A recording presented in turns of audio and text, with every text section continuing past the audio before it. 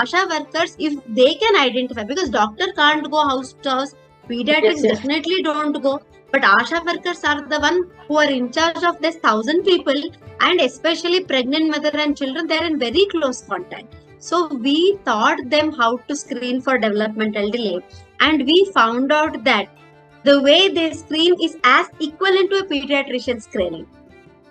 So screening part they can do wonderfully well, and they can refer it to higher center.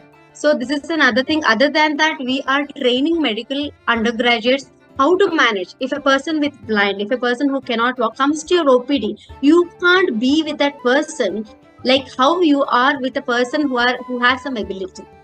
You Yes. need to have some qualities. You need to know how to talk to them, what to talk to them, how to be empathetic to them, and understand how different they are. Okay, so we are training disability competencies, and we have also developed module which is being published. Okay, we are trying to implement in all medical colleges and also all healthcare institutions. So basically, this is my journey from where I am from to where I am today. Yes, ma'am. Ma'am, you have an amazing journey, and as you told, you are working in the field of community medicine or public health, and surely you are making a difference, lot of difference. And one more thing I want to ask from you: what about the research? You told you have done lot of research in the field of medicine. So what about the research condition in the medicine? Because I'm from basic science, so I know about the science and other things, but we don't know about the medical. Means what about what is the research condition there? What is the research things there? And in medical colleges, how you do research? So let me tell about research. If I talk 25 years ago, people did not know what was research. Okay. And people did not know, there was no proper guidance as to how to do a research. But that is not the condition now. Okay. Okay. For various reasons. One, NMC, that is our governing council, National Medical Council, has made it mandatory that every staff should have a minimum of this much amount of publication for your promotion. So I wouldn't say that's the best way of making people interact, but at least okay, people are doing research for that, especially in medical colleges, all staff are involved. Okay, and then now we are getting a lot of funding. Since ours is a government institution, I think there is a little more edge than compared to other institution in getting funding also. So we can also conduct funded research. There is for post graduation, it is mandatory that dissertation is a compulsory part. So we are training all the postgraduates in conducting research, and it is mandatory they have to present one paper, one poster, and have at least a publication before their post graduation is over. So that is there, and there is a course called as BCBR, Basic Course in Basic Research Methodology. Okay. So biomedical research methodology. So that is mandatory for all medical staff, postgraduate and above, and also ethics. This good clinical practice ethics course, that is also mandatory for all medical practitioners above the level of postgraduate to have the degree. And graduate students and all medical college staff, now it is mandatory to do the basic research methodology and good clinical practice, which is an ethics course. So everybody is doing, and they're getting an orientation. Other than that, those are interested, they are doing more research. Like in my department, every postgraduate, though it's mandatory to do only one research, they're involved in more than one research field. And nowadays, even undergraduate students are coming forward to conduct research. So they work under some guidance, and most undergraduate students are also involved in doing research. It's a good thing. I wouldn't say all research is quality research, but I would say first, now once the quantity increases, the next stage we can always concentrate on building the quality of research which is coming up. Yes. And India is one country where we have so much resources. And research has to be taken first position to make a difference, and we should come out from the context of getting a publication to doing research to make difference for the lives of mankind. So once we move from there to here, no, I think we can do a lot more changes we can see in our community. But there is a huge potential in India for every medical person to do research. Okay, so I think it should develop like a habit. How you're doing your regular OPD, you should see to it that you have something. And with electronics and AI, digital era, and with AI, you can do a lot more.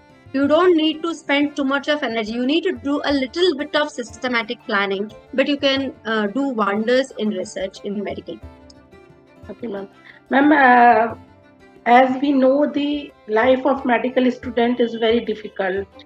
So please tell us about the life of a medical student, because we know engineering students, we know basic science student, but medical student life is little hard because they have to do night duty and a lot of pressure is there. Yeah. So please tell us. See, any field we take, I always feel it's the mindset which matters. Okay. A particular thing is tough or easy depends upon how a person is brought up to take a particular problem. So even in our field, we have seen some students who take things very easily, okay, which is not a stress at all, okay, because they plan things, they do things in advance.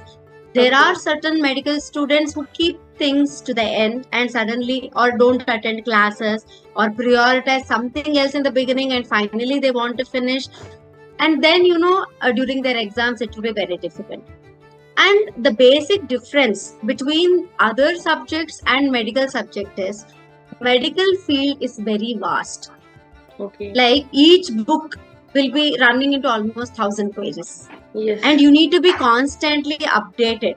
Yesterday what they say was correct. Today they say no, whatever it was wrong, that is not the way it has to be. So you need to be constantly updated. Okay. And third thing, you have to plan. Yes, our medical students sacrifice a lot of fun than compared to other students. But again, if you can plan really well, you can have a good balance of your studies. And also, most people who come to our profession, they all are having mostly good degrees. They would have got a better percentage. Their IQ will be a little better than compared to other. What message you want to give to women? And today, women are doing very well in different fields, and you're also making a difference in your field. So please give some message to our women.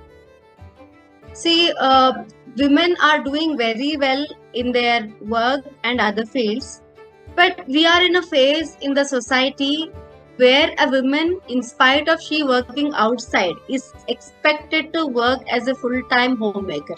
Mm-hmm. That is the current situation we are in. We are spending so much of energy and effort in empowering a woman.